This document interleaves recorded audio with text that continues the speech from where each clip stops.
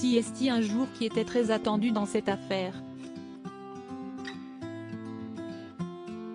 Prévue au départ le 9 novembre, la reconstitution des faits dans l'affaire Jubilard a finalement lieu ce mardi 13 décembre, à partir de 20h.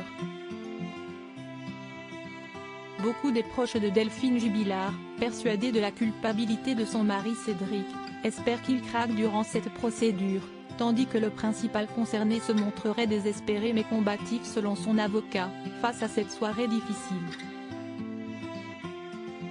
Combatif, certes, mais pas infaillible.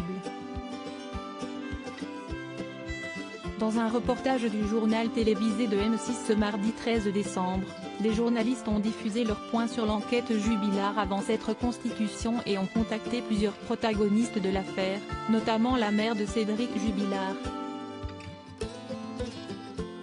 Interrogée sur l'état de son fils, actuellement en détention préventive, la mère de Cédric Jubilard a révélé n'avoir plus eu de nouvelles de son fils depuis un certain temps. « Est-ce que j'ai eu des nouvelles de mon fils récemment? Non.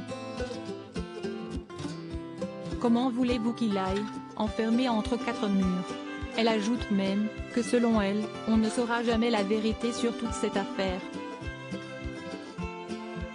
Cédric Jubilard, les révélations de son ex-compagne Séverine. Si la mère de Cédric Jubilard est aussi inquiète et pessimiste, si est-il parce qu'elle sait également que son fils est isolé en prison.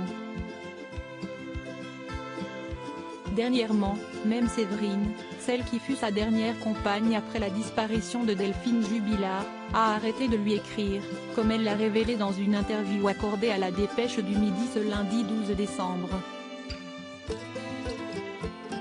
Malgré son intime conviction que Cédric Jubilard n'est pas responsable de la disparition de sa femme, Séverine comme tout le monde souhaite qu'on retrouve Delphine pour enfin savoir ce qu'il s'est passé et s'est même montré volontaire auprès des policiers pour les aider dans leur enquête.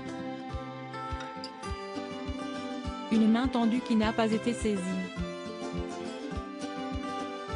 Pour rappel, Cédric Jubilard demeure présumé innocent des faits qui lui sont reprochés par la justice jusqu'à l'annonce finale du verdict.